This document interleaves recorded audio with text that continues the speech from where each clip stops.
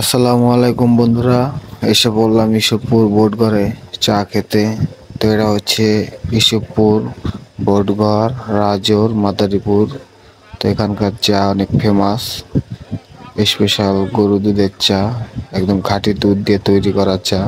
তো আমি এবং আশাকুল এসে বললাম চা খেতে। তো দেখতে থাকুন ভিডিওটা।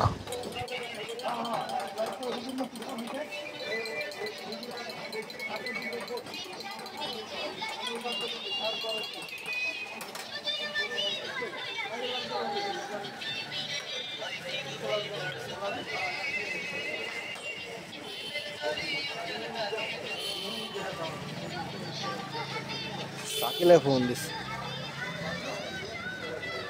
শাকিলে দি ফোন দিস শাকিল আল্লাহ হাসাব স্পেশাল স্পেশাল চা